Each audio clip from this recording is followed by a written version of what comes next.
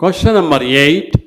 In corundum, oxide ions of HCP arrangement, what percent of octahedral voids are occupied by Al3 plus ಅಂತ ಕೇಳಿದ್ದಾರೆ.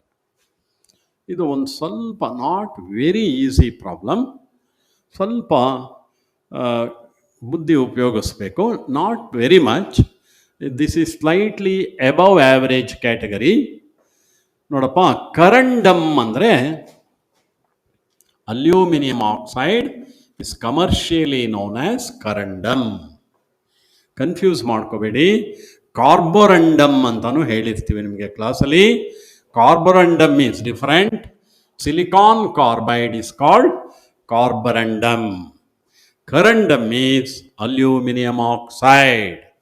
Aluminium ಆಕ್ಸೈಡಲ್ಲಿ ಯಾವ ions ಇರುತ್ತೆ? 2Al3 plus 3O2 minus. ಹೌದಾ?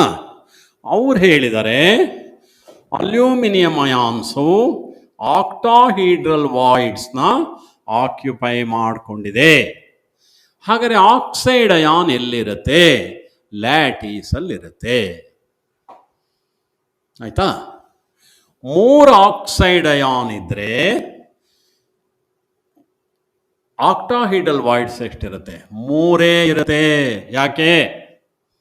The number of octahedral voids is equal to number of particles in the lattice. 3 oxide ion ಇದ್ರೆ 3 ಆಕ್ಟಾಹೀಡ್ರಲ್ void ಇರುತ್ತೆ. 3 ಆಕ್ಟಾಹೀಡ್ರಲ್ void ಇರುತ್ತೆ. ಆದರೆ ಅಲ್ಯೂಮಿನಿಯಂ ಎಷ್ಟಿದೆ ನಮ್ಮ ಹತ್ರ? 2 ಇರೋದು. 2 ಜಾಗ ಮಾತ್ರ it is occupied by aluminium. ಇನ್ನು 1 ಜಾಗ ಖಾಲಿ ಇರುತ್ತೆ. ಸೊ 3 ವಾಯ್ಡ್ ಇರುತ್ತೆ ಆಕ್ಟಾಹೀಡ್ರಲ್ ವಾಯ್ಡು, ಅದರಲ್ಲಿ 2 ಮಾತ್ರ ಆಕ್ಯುಪೈ ಆಗಿರುತ್ತೆ. 2 out of 3 are occupied by 2 out of 3 octahedral voids are occupied by aluminum. ಅಂದರೆ ಆಕ್ಯುಪೈಡ್ ಅಂತ ಕೇಳಿದ್ರೆ 2/3, ಪರ್ಸೆಂಟೇಜ್ ಕೇಳಿದ್ರೆ ಇಂಟು 100, 66.6%. ಆಕ್ಯುಪೈಡ್ ಅಂತ ಕೇಳಿರೋದು. ವೇಕೆಂಟ್ ಅಂತ ಕೇಳಿದ್ರೆ 1 out of 3, 1/3, 33.3%. ವೇಕೆಂಟ್ ಅಂತಾನು ಕೇಳ್ಬೋದು. ಆಕ್ಯುಪೈಡ್ ಅಂತ ಕೇಳಿರೋದ್ರಿಂದ 66.66% ಇರುತ್ತೆ. ಇನ್ನೊಂದ್ಸತಿ ಹೇಳ್ತೀನಿ. ಕರಂಡಮ್ ಅಂದರೆ Al2O3 ಅಲ್ಯೂಮಿನಿಯಂ ಆಕ್ಸೈಡ್. Al2O3ನಲ್ಲಿ ಯಾವ ಅಯಾನ್ಸ್ ಇದೆ? 2Al3 plus 3O2 minus.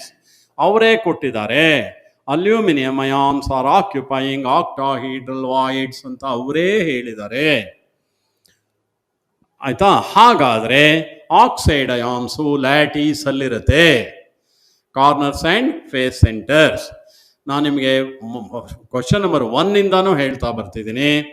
ಲ್ಯಾಟೀಸ್ನಲ್ಲಿ ಎಷ್ಟು ಪಾಯಿಂಟ್ಸ್ ಇರುತ್ತೋ ಅಷ್ಟೇ ಆಕ್ಟಾಹೀಡ್ರಲ್ ವಾಯ್ಡ್ ಬರುತ್ತೆ. 2ರಷ್ಟು ಟೆಟ್ರಾಹೀಡ್ರಲ್ ವಾಯ್ಡ್ಸ್ ಬರುತ್ತೆ. 3 ಆಕ್ಸೈಡ್ ಅಯಾನ್ ಇದೆ ಅಂದರೆ 3 ಆಕ್ಟಾಹೀಡ್ರಲ್ ವಾಯ್ಡ್ ಬರುತ್ತೆ. ನಮ್ಮ ಹತ್ರ ಇರೋದು 2 ಅಲ್ಯೂಮಿನಿಯಮ್ಮು. 3 ವಾಯ್ಡ್ ಪೈಕಿ 2 ಆಕ್ಯುಪೈ ಆಗುತ್ತೆ ಬೈ ಅಲ್ಯೂಮಿನಿಯಂ ಅಯಾನ್, 1 ಖಾಲಿ ಬೀಳುತ್ತೆ.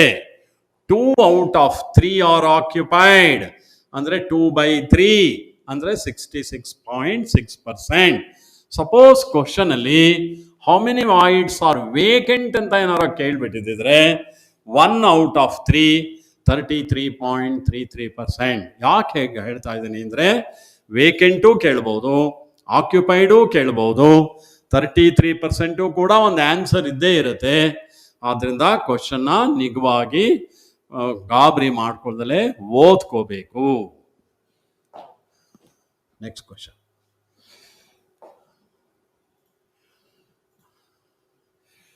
Question number 9. ಇದು ಸುಲಭವಾಗಿದೆಯಪ್ಪ. Which of the following is incorrect for Frenkel defect? ನಾನೇ ಒಂದು 30 seconds ಟೈಮ್ ಕೊಡ್ತೀನಿ ನಿಮಗೆ.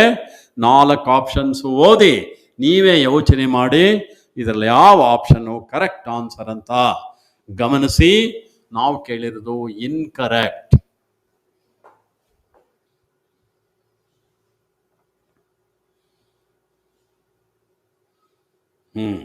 ಈಗ ನೋಡೋಣ, we shall discuss the answer. Difference in the size of cations and anions is large. Question number 2 ನಾ ಡಿಸ್ಕಸ್ ಮಾಡುವಾಗ ಇದ್ರ ಬಗ್ಗೆ ಡಿಟೇಲ್ ಆಗಿ ಹೇಳಿದ್ದೀನಿ. ಕ್ಯಾಟಯಾನ್ ಮತ್ತು ಆನಿಯಾನ್ಗೆ ಸೈಜಲ್ಲಿ ಹೆಚ್ಚು ವ್ಯತ್ಯಾಸ ಇಲ್ದಲೇ ಆಲ್ಮೋಸ್ಟ್ ಸೇಮ್ ಸೈಜ್ ಇದ್ದರೆ ಸ್ಕಾಟ್ಕಿ ಡಿಫೆಕ್ಟ್. ತುಂಬ ಡಿಫ್ರೆನ್ಸ್ ಇದ್ದರೆ cation is too small compare to anion, ಆಗ ಫ್ರೆಂಕಲ್ ಡಿಫೆಕ್ಟ್ ಬರುತ್ತೆ. ಆದ್ದರಿಂದ ಆಪ್ಷನ್ ಎ ಕೊಟ್ಟಿರೋದು ಸರಿ ಇದೆ. Difference in the size of cations and anions is large. It is true in Frenkel defect. Density of the crystal will decrease. ನಾನು diagram ಎಲ್ಲ ಬರೆದು ತೋರಿಸ್ದೆ ನೋಡಪ್ಪ. ಫ್ರೆಂಕಲ್ ಡಿಫೆಕ್ಟಲ್ಲಿ ಪಾರ್ಟಿಕಲ್ಸು ಡಿಸಪಿಯರ್ ಆಗಿರಲ್ಲ. ಯಾವ ಜಾಗದಲ್ಲಿ ಅದು ಇರಬೇಕಾಗಿತ್ತೋ ಆ ಜಾಗದಲ್ಲಿ ಕೂತಿರಲ್ಲ. ಅದು ಎಲ್ಲಿ ಇಂಟರ್ಸ್ಟೀಷಿಯಲ್ ಪೊಸಿಷನಲ್ಲಿ ಹೋಗಿ ಕೂತ್ಬಿಟ್ಟಿರುತ್ತೆ. ಅಂದರೆ particles are not missing, but they are not there in the place where they are expected. ಹಾಗಾಗಿ ಡೆನ್ಸಿಟಿನಲ್ಲೇನು ಬದಲಾವಣೆ ಆಗಲ್ಲ ಫ್ರೆಂಕಲ್ ಡಿಫೆಕ್ಟಲ್ಲಿ. ಸ್ಕಾಟ್ಕಿ ಡಿಫೆಕ್ಟಲ್ಲಿ ಆಗುತ್ತೆ. So density of the crystal decreases ಅನ್ನೋದು ತಪ್ಪು. ಆದ್ದರಿಂದ ಅದು ಅದೇ ಆನ್ಸರ್. ನಮಗೆ ರಾಂಗ್ ಇದು ಸ್ಟೇಟ್ಮೆಂಟ್ ಯಾವುದು ಅಂತ ಕೊಟ್ಟಿದ್ದಾರೆ. May be associated with Schottky defect also. ಹಾಗಂದ್ರೇನು? ಯಾವ ಕ್ರಿಸ್ಟಲಲ್ಲಿ ಫ್ರೆಂಕಲ್ ಡಿಫೆಕ್ಟ್ ಇರುತ್ತೋ ಅದೇ ಕ್ರಿಸ್ಟಲಲ್ಲೇ ಸ್ಕಾಟ್ಕಿ ಡಿಫೆಕ್ಟು ಇರಬಹುದು. ಎಸ್, ನಾನು ನಿಮ್ಗೆ ಹೇಳಿದೆ AgBr is one such example which has got both Schottky defect as well as Frenkel defect. Adrinda it correct. May be associated with Schottky defect also. Example for both vacancy and interstitial defect. Hagandre Frenkel defect is an example for vacancy defect as well as interstitial defect. Hage gotta nodili. ಈಗ ನಾನು Frenkel defect ಬರಿತಾ ಇದ್ದೀನಿ board ಮೇಲೆ. Plus minus, ಇಲ್ಲಿ plus ಇಲ್ಲ ಅಂತ ಇಟ್ಕೊಳ್ಳೋಣ. Minus plus minus minus plus plus minus plus minus. ಇಲ್ಲೊಂದು NA ಪ್ಲಸ್ ಇರಬೇಕಾಗಿತ್ತು, ಆ ಜಾಗ ಖಾಲಿ ಇದೆ. ಏನು ಗಾಬರಿ ಆಗಬೇಡಿ, ಅದೋಗಲಿ ಇಂಟರ್ಸ್ಟೀಷಿಯಲ್ ಪೊಸಿಷನ್ ಕೂತಿದೆ. So it is an example for interstitial defect, also for vacancy defect. Vacant lattice points ಇದ್ರೆ vacancy defect, interstitial positional particle ಇದ್ರೆ ಇಂಟರ್ಸ್ಟೀಷಿಯಲ್ ಡಿಫೆಕ್ಟ್. ಸೊ ಇದರಲ್ಲಿ ಇಂಟರ್ಸ್ಟೀಷಿಯಲ್ ಡಿಫೆಕ್ಟೂ ಇದೆ, ವೇಕೆನ್ಸಿ ಡಿಫೆಕ್ಟೂ ಇದೆ. ಆದ್ದರಿಂದ Frenkel defect is an example for both vacancy defect and interstitial defect. ಈ statement ತಪ್ಪಾಗಿತ್ತು Frenkel defect ಬಗ್ಗೆ. ಆದ್ದರಿಂದ ಅದೇನೇ answer. Question number 10.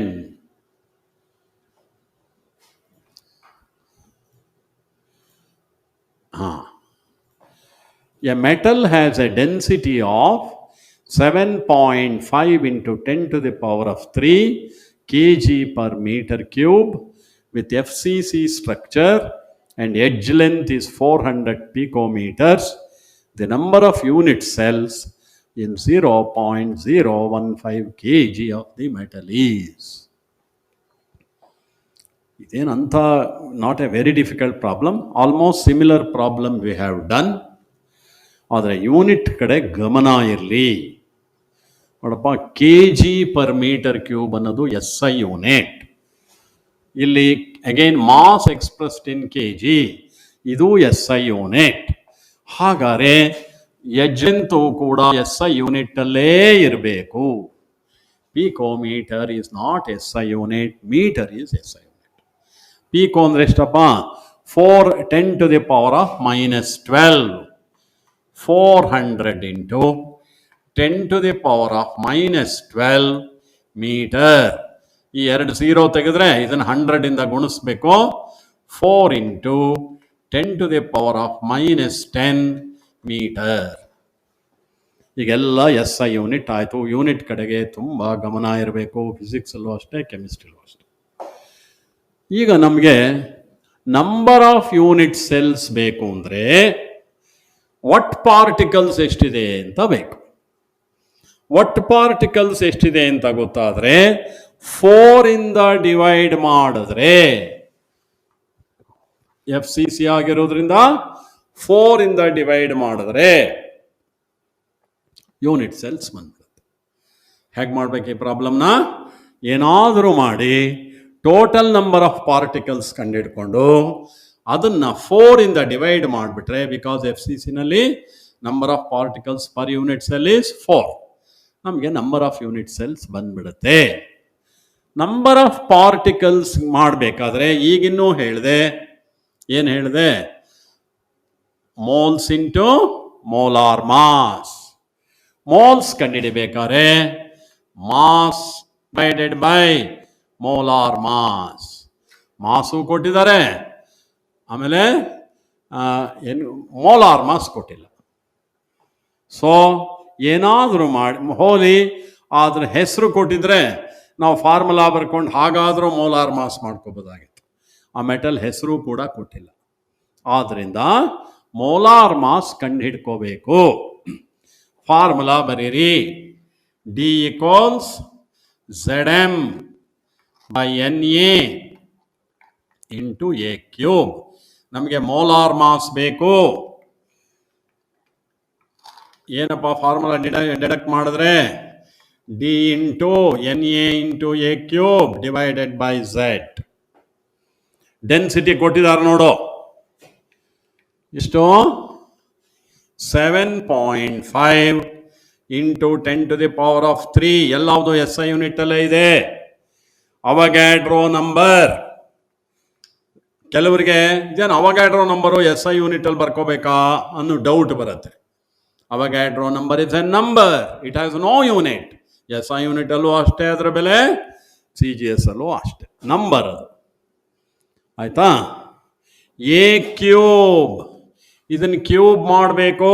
4 cube is 64. 10 to the power of minus 10 whole cube is minus 30 divided by Z ಎಷ್ಟಪ್ಪ? 4. ಯಾಕೆ? FCC. Sir ಈಗೆಲ್ಲ ಬಂದ್ಬಿಟ್ರೆ ನೀವು ನಮಗೆ ಕ್ಯಾಲ್ಕುಲೇಟ್ರು ಕೊಡೋದಿಲ್ಲ. ನಾವು ಹೆಂಗೆ ಸರ್ ಸಿಂಪ್ಲಿಫೈ ಮಾಡೋದು ಅಂದರೆ, ಕ್ವಿಕ್ಕಾಗಿ ಸಿಂಪ್ಲಿಫೈ ಮಾಡೋದನ್ನ ಕಲ್ತ್ಕೋಬೇಕು.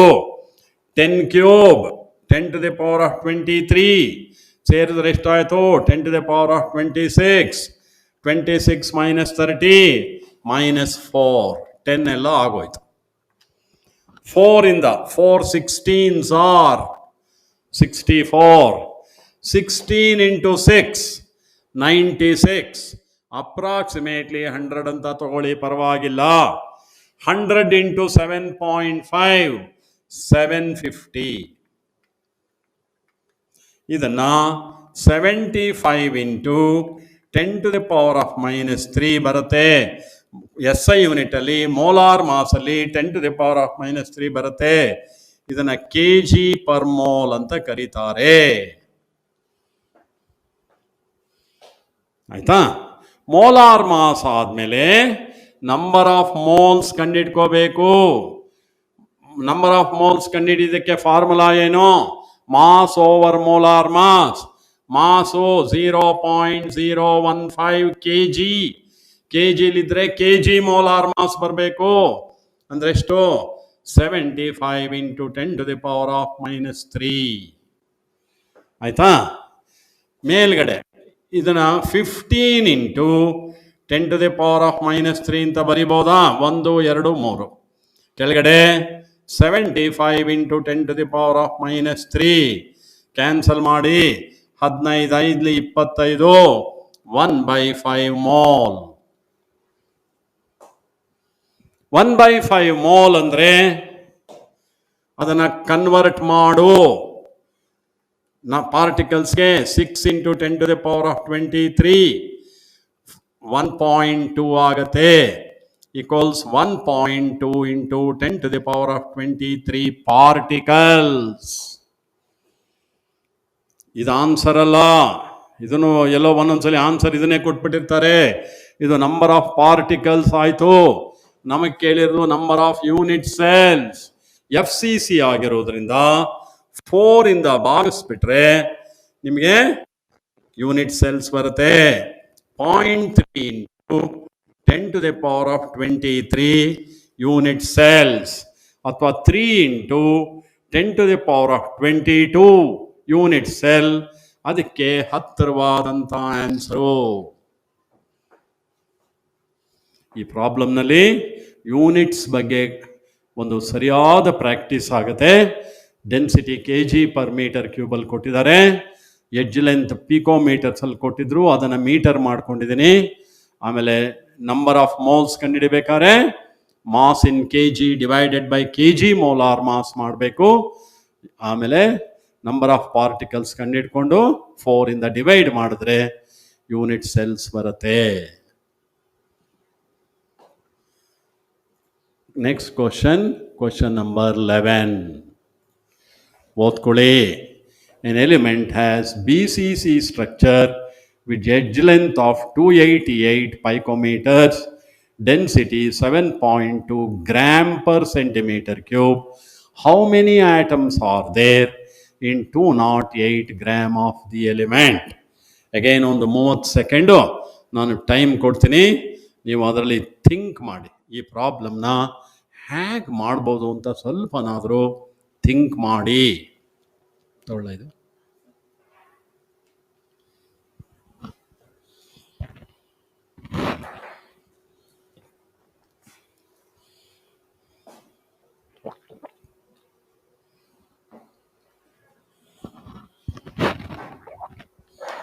Again, how many atoms are there ಅಂತ ಕೊಟ್ಟಿದ್ದಾರೆ.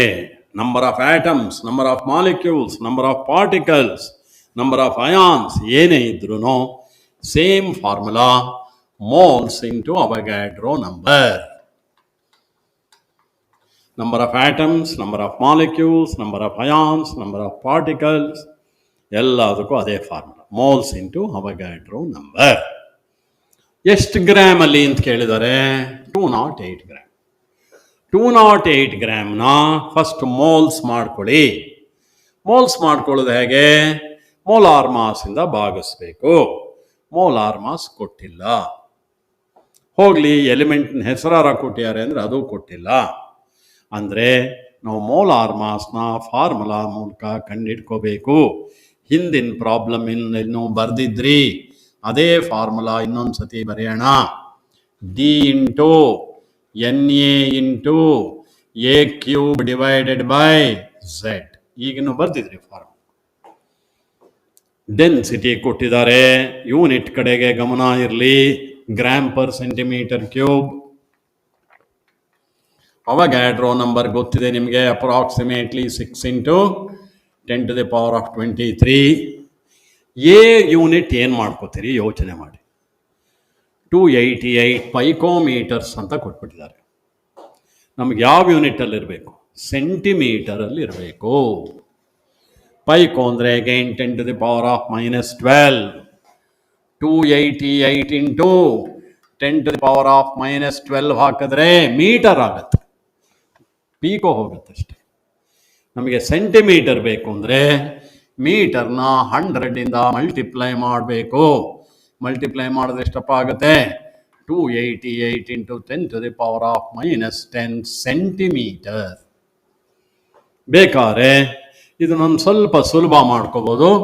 2.88 into 10 to the power of -8 centimetre. ಆಯಿತಾ? 2.88ನ ನನಗೆ ಕಷ್ಟ ಅಂತ ಹೇಳಿ ಅಪ್ರಾಕ್ಸಿಮೇಟ್ಲಿ 3 ಅಂತ ತೊಗೊಂಡ್ಬಿಡ್ತೀನಿ. ಸೊ 3ನ ಕ್ಯೂಬ್ ಮಾಡಿ 27.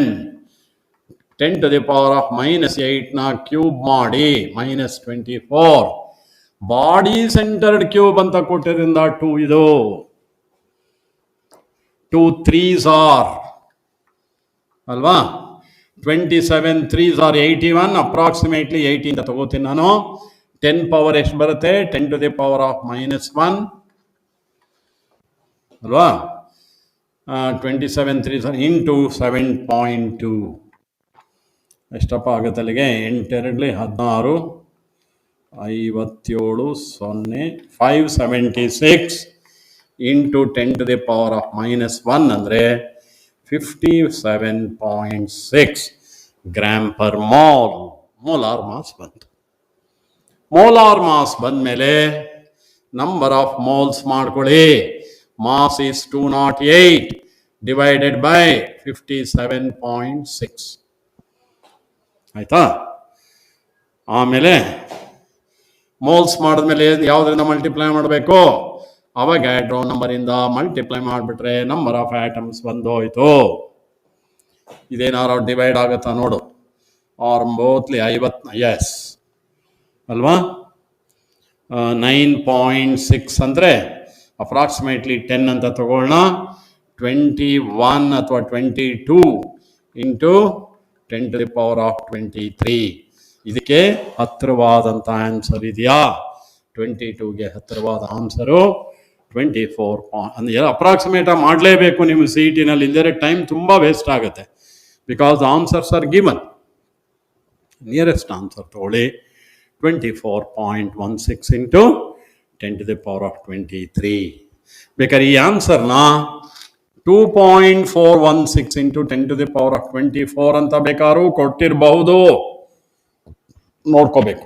ಬಟ್ ನಾವೇನೋ ಇಲ್ಲಿ 24.16 into 10 to the power of 23 ಅಂತ ಕೊಟ್ಟಿದ್ದೀವಿ. ಇದರಲ್ಲೆಲ್ಲ ಏನು ನಂಬರ್ ಆಫ್ ಪಾರ್ಟಿಕಲ್ಸ್ ಬಂತು ಅಂದರೆ ಮೋಲ್ಸ್ ಇಂಟು ಅವಗ್ಯಾಡ್ರೋ ನಂಬರ್.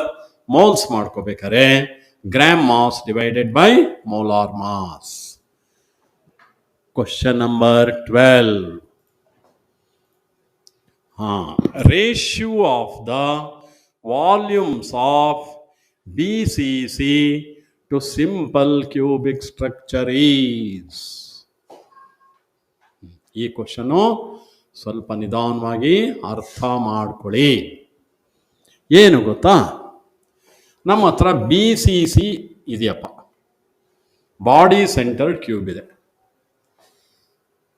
ನಮ್ಮ ಹತ್ರ ಇರೋ ಕ್ಯೂಬ್ನೇ ನಾವೇನಾರೋ ಇದನ್ನ ಸಿಂಪಲ್ ಕ್ಯೂಬಿಕ್ ಮಾಡಿಬಿಟ್ರೆ ಹೇಗೆ ಮಾಡ್ತೀರಿ ಅದು ನಮಗೆ ಬೇಕಾಗಿಲ್ಲ. ಅವ್ರು ಮಾಡಿದ್ದಾರೆ. ಅವ್ರ ಹತ್ರ BCC ಇತ್ತು, ಬಾಡಿ ಸೆಂಟರ್ಡ್ ಕ್ಯೂಬ್ ಇತ್ತು, ಅದನ್ನು ಸಿಂಪಲ್ ಕ್ಯೂಬಿಕ್ ಮಾಡಿದ್ದಾರೆ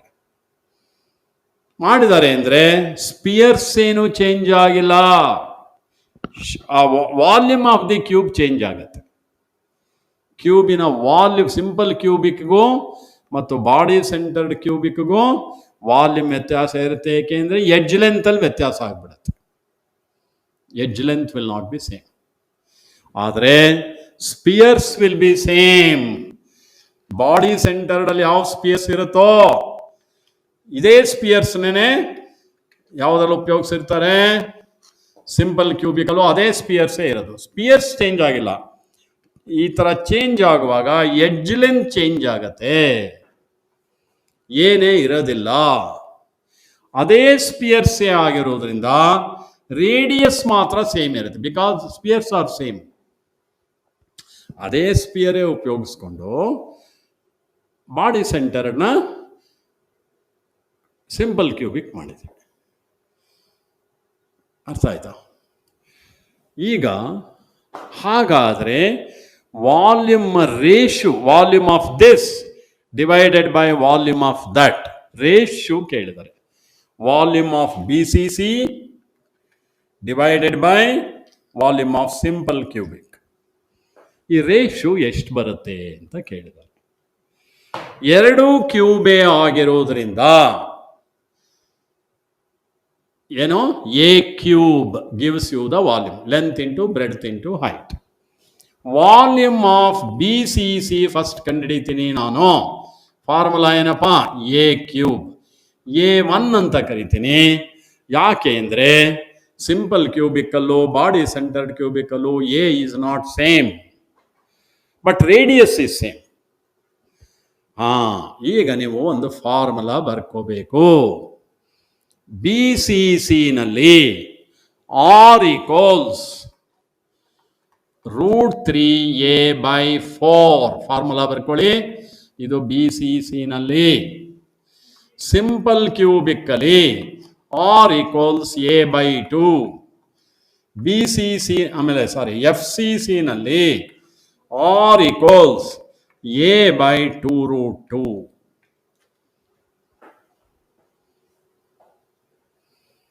ಗೊತ್ತಾಯ್ತಾ? ಈ ಮೂರು ಫಾರ್ಮುಲಾ ಬಹಳ ಇಂಪಾರ್ಟೆಂಟು. ಬಿ ಸಿ ಸಿನಲ್ಲಿ R equals √3a/4. Simple cubic ಅಲ್ಲಿ R equals a/2. Body centred ಅಲ್ಲಿ ಆರ್ ಈಕ್ವಲ್ಸ್ a/2√2. ಈಗ volume of B C C ಕಂಡುಹಿಡಿತಿದ್ದೀವಿ. ಏನ್ ಫಾರ್ಮುಲಾ? A cube. ಅದನ್ನ ರೇಡಿಯಸ್ ಕನ್ವರ್ಟ್ ಮಾಡಿಬಿಡಿ. ಎ ಕ್ಯೂಬ್ ಎ ಜಾಗಕ್ಕೆ ಬಿ ಸಿ ಸಿನಲ್ಲಿ ಏನ್ ಬರೀಬಹುದು? A equals 4r/√3. 4r/√3 whole cube. A cube ಎಷ್ಟಪ್ಪ? 64 ಆರ್ ಕ್ಯೂಬ್. √3 ಹೋಲ್ ಕ್ಯೂಬ್ ಅಂದ್ರೆ 3√3 divided by volume of simple cubic. ಅದರಲ್ಲೂ A cube. A equal simple cube ಅಲ್ಲಿ 2r.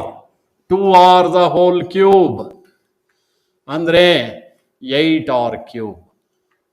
ಇದು ರೇಷಿಯೋ ಕೇಳಿದ್ದಾರೆ. ಹಾಗಂದ್ರೆ ಏನಪ್ಪಾ? 64r cube by 3√3 divided by 8r cube, ಅಥವಾ 1/8r cube. R cube cancel ಆಗುತ್ತೆ. 8 8s are 8/3√3 ಅಂದ್ರೆ 8:3√3. ಅದೇನೆ answer. Volume should be expressed in radius. ಯಾಕೆ ಹಾಗೆ? ರೇಡಿಯಸ್ ಅಲ್ಲಿ ಯಾಕೆ ಎಕ್ಸ್ಪ್ರೆಸ್ ಮಾಡಬೇಕು? ಎರಡು ಕ್ಯೂಬಲ್ಲೂ ಎ ವ್ಯಾಲ್ಯೂ ವ್ಯತ್ಯಾಸ ಇರುತ್ತೆ. A of B C C is not same as A of simple cubic. ಆದರೆ ಸ್ಪಿಯರ್ಸ್ ಸೇಮ್ ಇರೋದ್ರಿಂದ ಬಾಡಿ ಸೆಂಟರ್ಡ್ ಅಲ್ಲಿ ಯಾವ ಸ್ಪಿಯರ್ಸ್ ಇದೆಯೋ ಸಿಂಪಲ್ ಕ್ಯೂಬಿಕ್ ಅಲ್ಲೂ ಅದೇ ಸ್ಪಿಯರ್ಸ್ ಇರೋದ್ರಿಂದ ರೇಡಿಯಸ್ ಸೇಮ್ ಇರುತ್ತೆ. ಆದ್ರಿಂದ ಬಾಡಿ ಸೆಂಟರ್ಡ್ ಅಲ್ಲಿರೋ ಸ್ಪಿಯರ್ಗೆ ರೇಡಿಯಸ್ ಆರ್ ಅಂತ ತಗೊಂಡ್ರೆ ಸಿಂಪಲ್ ಕ್ಯೂಬಿಕ್ ಅಲ್ಲಿರೋ ಸ್ಪಿಯರ್ಗೂ ಆರ್ ಅಂತ ತಗೋಬಹುದು. ಆದ್ರಿಂದ volume should be expressed in radius.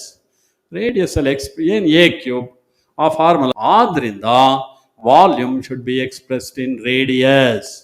Radius ಅಲ್ಲಿ ಏನ್ ಎ ಕ್ಯೂಬ್ ಆ ಫಾರ್ಮುಲಾ ಗೊತ್ತಿದ್ರೆ you can easily find the ratio 8:3√3. ಇನ್ನೊಂದ್ಸಲಿ ಇದನ್ನು ವರ್ಕ್ ಮಾಡಿ, ಇನ್ನೊಂದ್ಸಲಿ ನೀವು ಮನಸ್ಸಲ್ಲೇ ಯೋಚನೆ ಮಾಡಿ, ನಾನು ಯಾಕೆ ವಾಲ್ಯೂಮ್ನ ರೇಡಿಯಸ್ ಅಲ್ಲಿ ಎಕ್ಸ್ಪ್ರೆಸ್ ಮಾಡಿದೆ. ಎ ಕ್ಯೂಬ್ ಅನ್ನೋದು ಸಿಂಪಲ್ ಫಾರ್ಮುಲಾ ಇತ್ತಲ್ಲ. ಯಾಕೆಂದ್ರೆ ಎರಡಕ್ಕೂ ಎ ಕ್ಯೂಬ್ ಅಂತ ತಗೊಳಕ್ಕಾಗಲ್ಲ. A of B C C is different from A of S C C. ಇನ್ನೊಂದು ಕ್ವಶನ್ನು ಡಿಸ್ಕಸ್ ಮಾಡಿ. Will give you 2 minutes time for a doubt, any clarification. ಇದು usually we don't expect such questions. But in one of the NEET papers I found this question. ಇದು ಯಾಕೆಂದ್ರೆ memory based question. ಇದು A equals B ಅಂತ ಕೊಟ್ಟಿದ್ದಾರೆ, ಆಯ್ತಾ? ಆದರೆ ಇಲ್ಲಿ ಏನಪ್ಪಾ, A equals B but not equal to C. ಕರೆಕ್ಟಾ? Alpha equals beta equals 90 degrees, gamma equals 120 degrees ಅಂತ ಕೊಟ್ಟಿದ್ದಾರೆ. 7 ಕ್ರಿಸ್ಟಲ್ ಸಿಸ್ಟಮ್ಸ್ ನಿಮಗೆ ಕ್ಲಾಸಲ್ಲಿ ಹೇಳಿದ್ದಾರೆ. ಕ್ಯೂಬಿಕ್ ಕ್ರಿಸ್ಟಲ್ ಸಿಸ್ಟಮ್ ಅಂದ್ರೆ A equals B equals C ಇರುತ್ತೆ, alpha equals beta equals gamma 90 degrees ಇರುತ್ತೆ. Hexagonal crystal ಅಂದ್ರೆ A equals B not equal to C, alpha equals beta equals 90 degrees, gamma equals 120 degrees. Orthorhombic ಅಂದರೆ A equals A not equal to A not equal to B, not equal to C, but alpha equals, beta equals, gamma equals 90 degrees. Match box gaps kole. Match box ಅಲ್ಲಿ length, breadth, height ಮೂರು equal ಆಗಿರಲ್ಲ. Length is different, breadth is different, height is different. But angles are all 90 degrees. All walls are perpendicular to each other. ಅದನ್ನೇ orthorhombic ಅಂದರೆ. Monoclinic ಅಂದರೆ A not equal to B, not equal to C, alpha equals, gamma equals 90 degrees, beta not equal to 90 degrees. ಅಂದರೆ ಇದು memory based question ಆಗಿರೋದ್ರಿಂದ mostly such questions we don't expect. But ಒಂದು ಏನಾರು ಬಂತು ಅಂದರೆ there is no other go. 7 crystal ಸಿಸ್ಟಮ್ನ ಒಂದು ಸರಿ ನೋಡ್ಕೊಂಡಿರೋದು ಒಳ್ಳೆಯದು. We are stopping our class at this moment.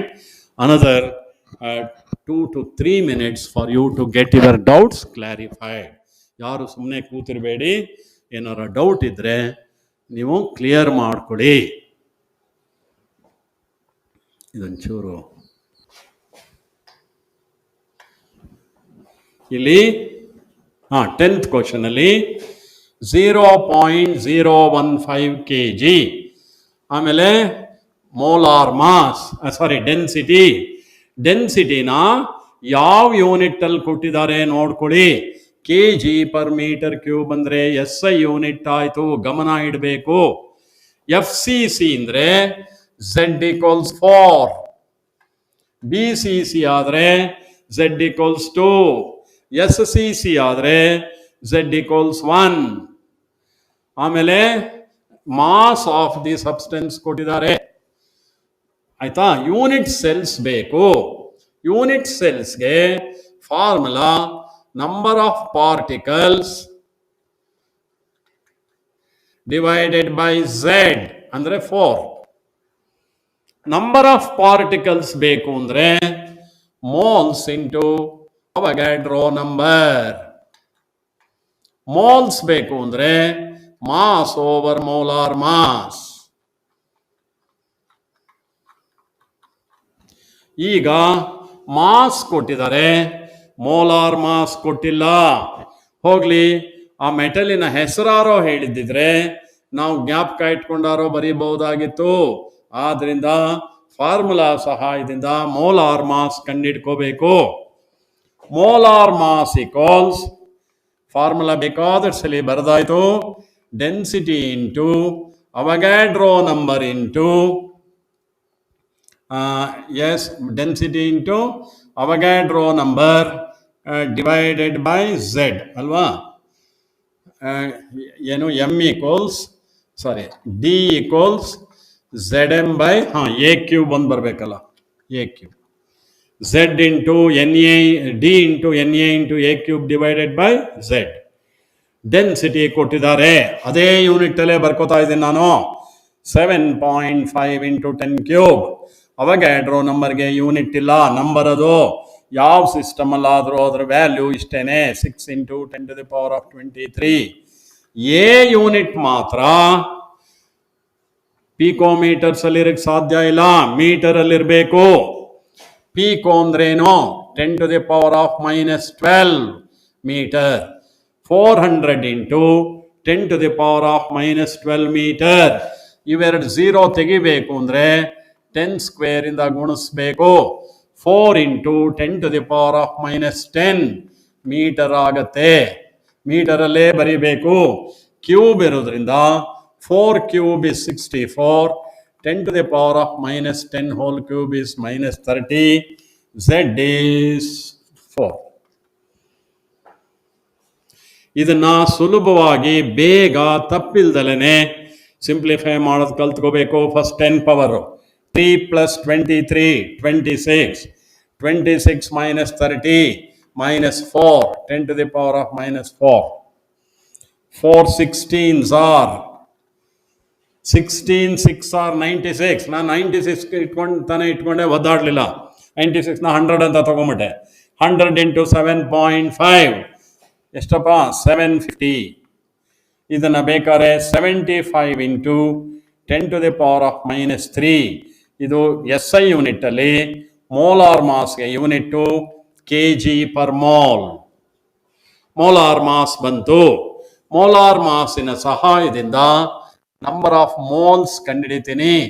Mass over molar mass 75 into 10⁻⁻³ ನ್ಯೂಮರೇಟರ್ನ 15 ಇಂಟು 10⁻⁻³ ಅಂತ ಬರಿಬೋದು. 75 ಇಂಟು 10⁻⁻³ ಕ್ಯಾನ್ಸಲ್ ಆಗುತ್ತೆ. 15 5 75 ಈಕ್ವಲ್ಸ್ 1/5 ಮೋಲ್ಸ್. ಇದನ್ನು ಯಾವುದರಿಂದ ಮಲ್ಟಿಪ್ಲೈ ಮಾಡಬೇಕು? ಅವಗ್ಯಾಡ್ರೋ ನಂಬರ್ 6 ಇಂಟು 10⁻23 ಡಿವೈಡ್ ಮಾಡಿದ್ರೆ 1.2 ಬರುತ್ತೆ. 1.2 ಇಂಟು 10⁻23 ಆನ್ಸರ್ ಅಲ್ಲ, ಅದು ಪಾರ್ಟಿಕಲ್ಸ್. ನಮಗೆ ಕೇಳಿರೋದೇನೋ ಯೂನಿಟ್ ಸೆಲ್ಸ್. ಯೂನಿಟ್ ಸೆಲ್ ಅಂದರೆ ಪಾರ್ಟಿಕಲ್ಸ್ನ Z ಇಂದ ಡಿವೈಡ್ ಮಾಡಬೇಕು. Z 4.3 ಇಂಟು 10⁻23 ಅಂದರೆ 3 ಇಂಟು 10⁻22. ಇದಕ್ಕೆ ಹತ್ತಿರವಾದಂಥ ಆನ್ಸರು ಇದು 11. Thank you student.